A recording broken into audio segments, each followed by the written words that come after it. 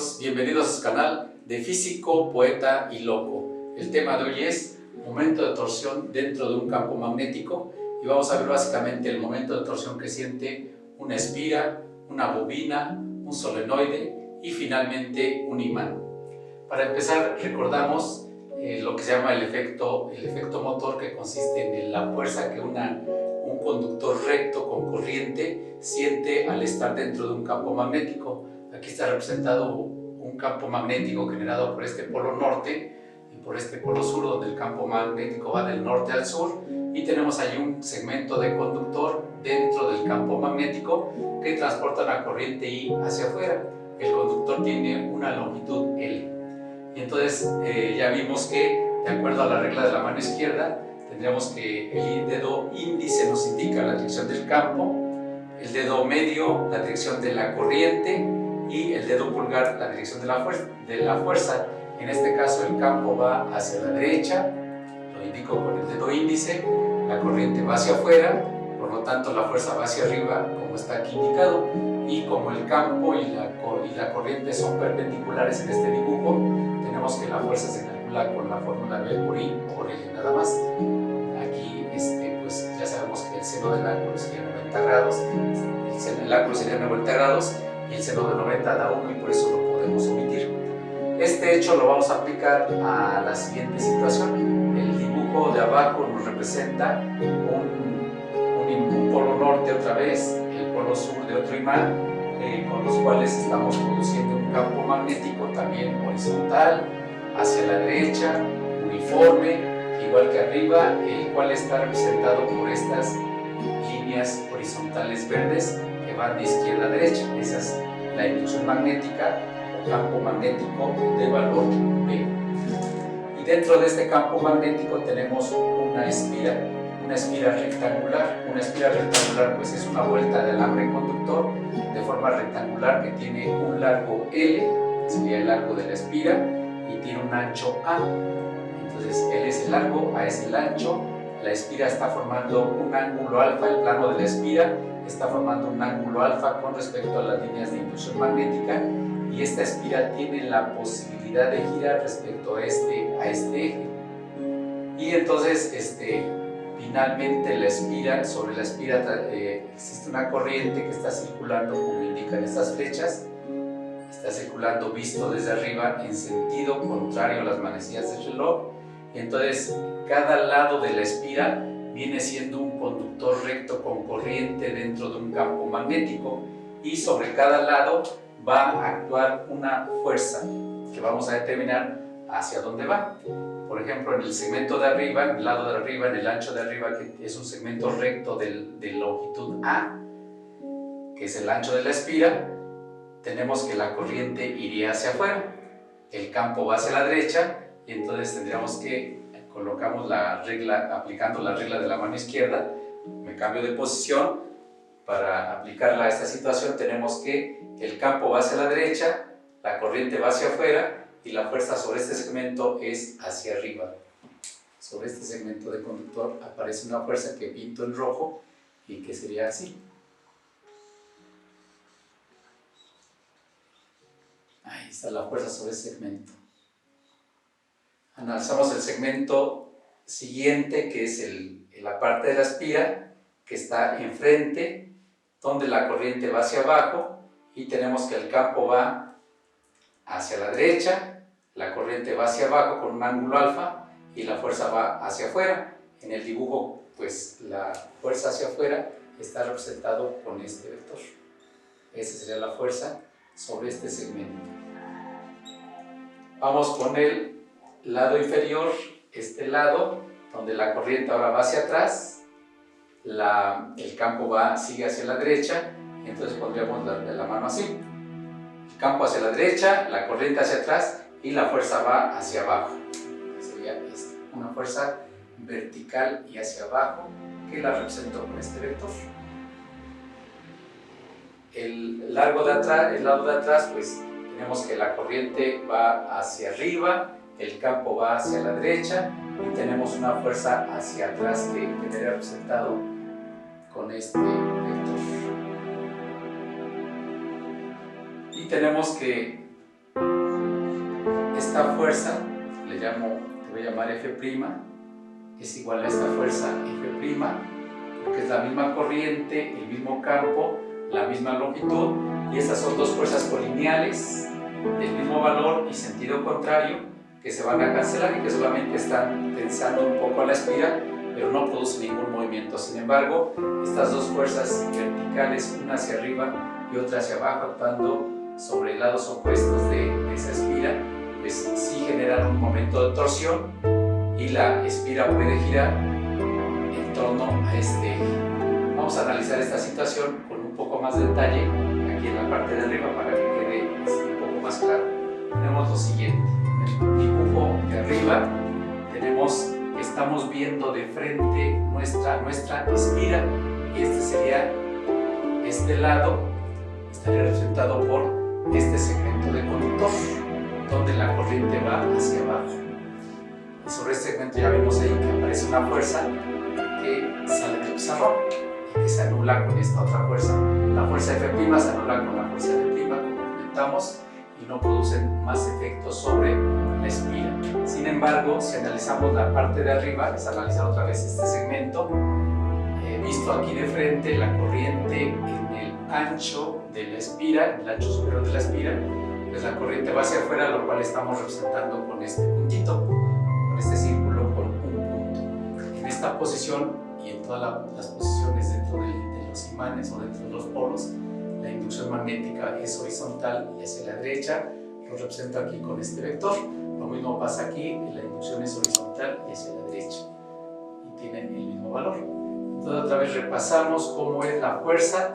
Tenemos que en el lado de ancho A, tenemos que el campo va hacia la derecha, la corriente va hacia afuera y la fuerza va hacia arriba, la cual lo coloco aquí en rojo. Esta es la fuerza, que sería esta misma fuerza.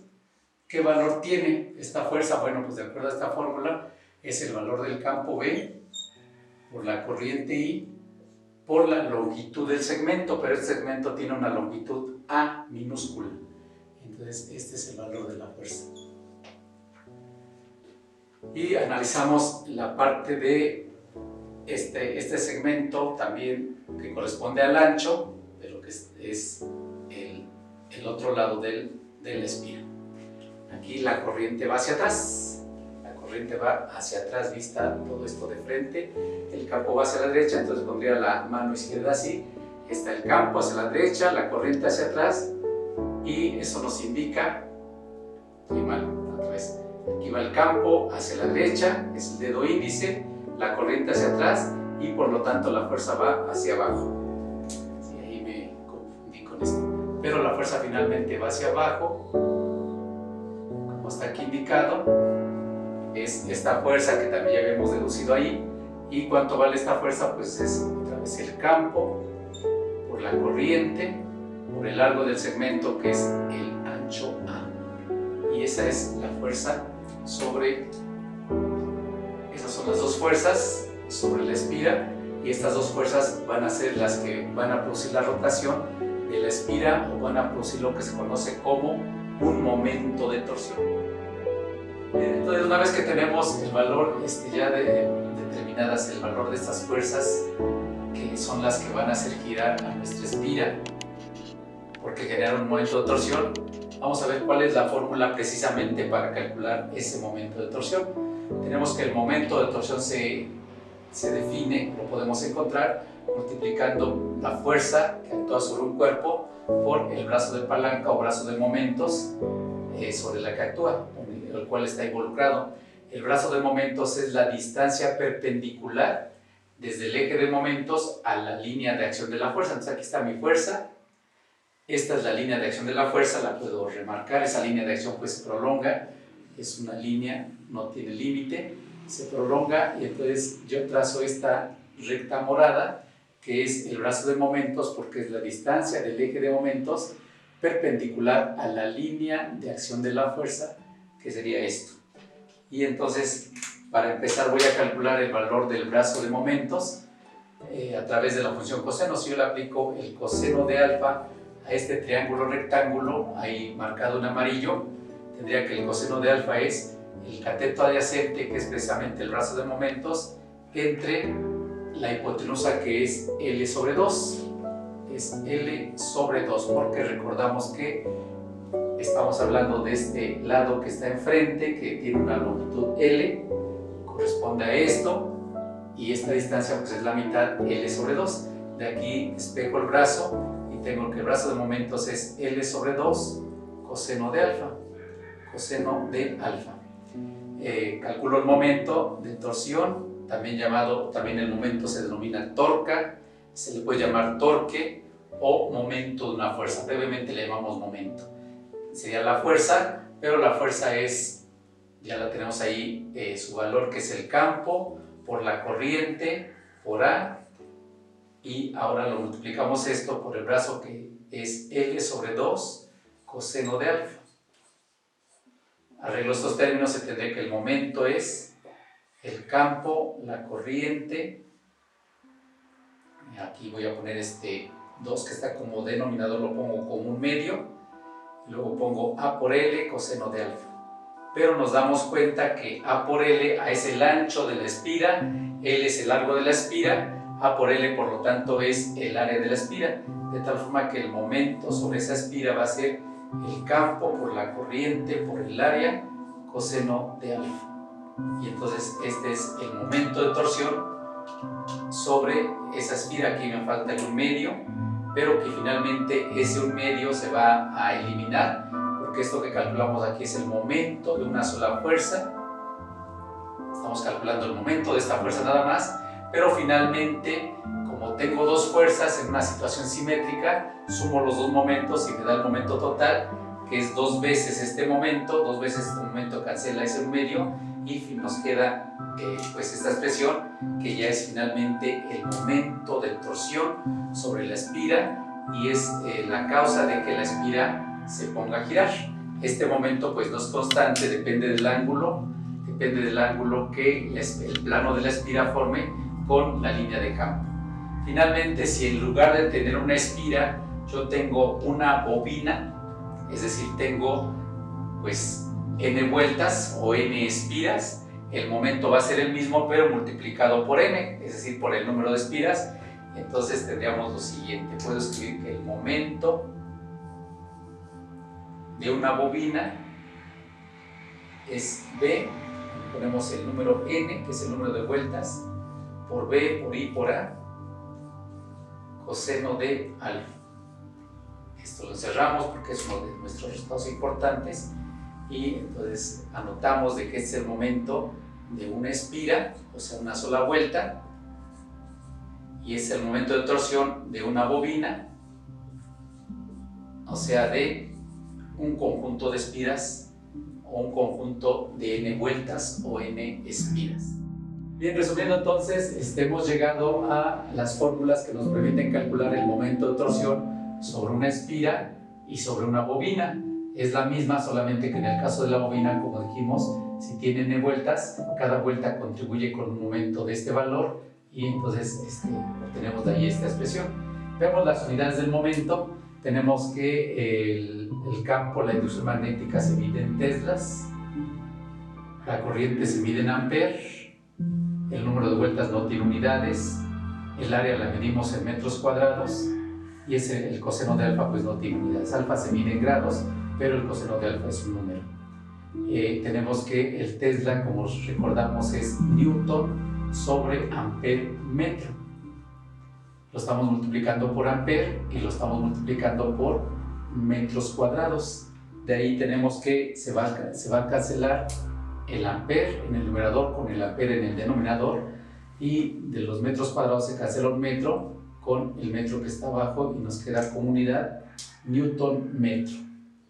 Newton metro, que es la unidad del momento de torsión, y que para distinguirla de Joule, que es la unidad del trabajo o la unidad de la energía, para el momento de torsión se le asigna la unidad metro newton, que es lo mismo, matemáticamente exactamente lo mismo, pero de esta forma se distingue el metro newton del Joule, que es newton por metro, y de esta manera se le da esta unidad a el momento de torsión de una fuerza, Y recordamos además que el momento de torsión de una fuerza es la capacidad de una fuerza para producir rotaciones, depende del valor de la fuerza, depende del valor del brazo de momentos y depende del lugar de la posición, ¿verdad?, del ángulo que forma el plano de la espira en este caso con respecto a las líneas de inducción.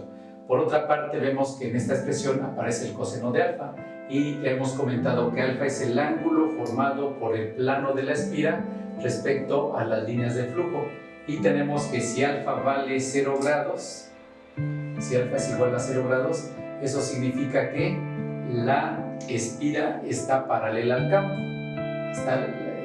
El plano de la espira es paralela a las líneas de flujo, y en ese caso tenemos que el coseno de alfa toma su valor máximo, que es 1.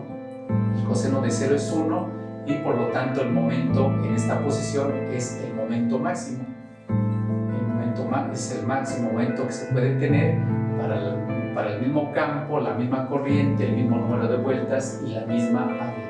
Tenemos aquí el momento máximo, que sería B por I por N por A. Para cualquier otro ángulo, para el mismo campo, misma corriente, mismo número de vueltas y misma área, tenemos momentos que son menores a esto hasta llegar a 0. De tal forma que en general, inclusive el momento se puede escribir como el momento máximo por el coseno de alfa. Tenemos aquí otra expresión equivalente a las anteriormente vistas. Después de haber visto el momento de torsión sobre una espira y sobre una bobina, ahora vemos el momento de torsión sobre un solenoide. Un solenoide pues es un núcleo que puede ser circular o de cualquier forma y tiene enredadas espiras o vueltas una tras otra. Y entonces tenemos que aquí estas líneas negras representan un conjunto de espiras que están montadas sobre esta base circular y que constituyen el solenoide.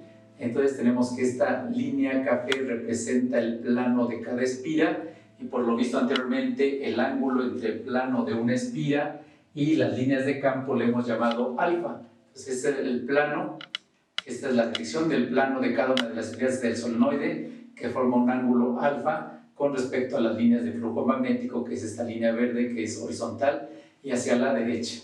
Pero aquí lo más sobresaliente es el ángulo entre el eje del solenoide, que está a lo largo del mismo solenoide, del cuerpo del elemento, y las líneas de flujo. Ese ángulo le hemos llamado teta, y tenemos que teta y alfa son complementarios. Eso significa que alfa más teta suman 90 grados. Son ángulos complementarios. Sumada 90 grados, y sabemos que para los ángulos complementarios el seno de uno de ellos es igual al coseno del otro. Por ejemplo, el seno de 30 es igual al coseno de 60. Por ejemplo, el seno de 50 es igual al coseno de 40, y así sucesivamente. Entonces, si nosotros trabajamos con el ángulo que el solenoide o que el eje del solenoide forma con respecto a las líneas de flujo, entonces tenemos que esta expresión general del momento de una bobina la podemos transformar para el solenoide y toma la forma siguiente. El momento en el solenoide es igual al campo por la corriente, por el área de cada una de las espiras, por el número de vueltas. Aquí me falta, lo introduzco, el número de vueltas por el área, y en lugar de poner coseno de alfa ponemos el seno de teta. Es la misma expresión, pero referenciada a otro ángulo, que es el más sobresaliente en esta situación del solenoide. Y esta es la expresión del momento de torsión del solenoide. Y finalmente tenemos como último punto el momento de torsión sobre un imán. Aquí tenemos nuevamente el polo norte de un imán, el polo sur de otro imán, los cuales generan este campo magnético horizontal y hacia la derecha de valor B, y tenemos ahí introducido dentro de este campo un imán, el cual tiene su propio campo, con el polo norte hacia abajo, el polo sur hacia arriba, y pues podemos ver la indicación de que este norte atrae al sur, simultáneamente este sur atrae al norte, etc. Y se genera un par de fuerzas sobre nuestro imán, el cual pues tenemos que decir que debe tener la posibilidad de girar respecto a su punto central, que sería este punto, que sería el eje de ese imán con posibilidad de girar. El momento, esto constituye este par de fuerzas F, estas fuerzas F que actúa sobre el polo sur, y esta fuerza del mismo valor y sentido contrario que apunta sobre el polo norte, que están distanciados una longitud L, donde L es el largo del imán, genera lo que se conoce como un par de fuerzas, y el momento de un par de fuerzas se calcula con la fórmula fuerza por longitud. Esa es una expresión ya conocida, y vamos a calcular el momento de torsión de ese par de fuerzas en esta situación del imán. Recordamos que un imán se caracteriza por su masa magnética, y ya hemos visto anteriormente que la inducción magnética se ha definido como la fuerza que siente un polo magnético entre el valor de su masa magnética. De aquí despejamos la fuerza y tenemos que la fuerza es la inducción magnética por la masa. Sustituimos en la expresión de arriba y tenemos que el momento de torsión sobre ese imán es la fuerza, que es la inducción por la masa magnética por el largo del imán. Podemos ordenar los términos y escribir que el momento es el campo por la longitud por la masa magnética del imán, y esta es la expresión que nos permite calcular lo que buscábamos, el momento de torsión sobre un imán dentro de un campo magnético. Como comentamos, como hemos venido comentando, el momento de torsión no es constante, depende de la posición de la espira respecto al campo magnético, o de la bobina en su caso, o del solenoide o del imán. Para que veamos esa variación del momento respecto al ángulo, te proponemos este ejercicio para que lo realices, y dice que tenemos una bobina rectangular de 1400 espiras que conduce una corriente de 7.5 amperes y que se encuentra inmersa en un campo de 0.38 tetras. El área de la bobina es de 0.18 metros cuadrados, y queremos el momento de torsión en estas situaciones cuando el ángulo entre el plano y la línea de flujo es de 0, 30 grados, 45 grados, 60 grados y 90 grados. Adelante, pausa tu video, y a continuación, una vez que acabes, corroboramos con el resultado que te vamos a presentar aquí nosotros. Bien, aquí está la solución del problema planteado. Con líneas verdes te estoy poniendo la dirección del campo, que lo supongo horizontal hacia la derecha, y la línea negra pues nos representa el perfil o el frente de nuestra bobina de N vueltas. Aquí calculamos, en esta primera situación tenemos que el plano si es bobina, el plano de la bobina es paralelo a las líneas de flujo, por lo tanto el ángulo es 0 grados, y tenemos que con este campo, con esta corriente, con este número de vueltas y el área de la bobina o de las espiras de la bobina, obtenemos este valor que es el momento máximo. Ya de ahí vamos cambiando el ángulo. Aquí pues tenemos que repetir el campo, la corriente, el número de vueltas, el área, etcétera, y multiplicarlo por el coseno del ángulo correspondiente, que es 30 grados, y vemos que el momento disminuye. Por otra parte, nos damos cuenta que en todos los cálculos va a aparecer este producto que ahora tenemos arriba, que es el momento máximo. Entonces podemos simplificar el cálculo poniendo que el momento es el momento máximo por el coseno del ángulo correspondiente, y lo aplicamos para el ángulo de 45 grados que nos da este resultado, y que vemos que el momento sigue disminuyendo.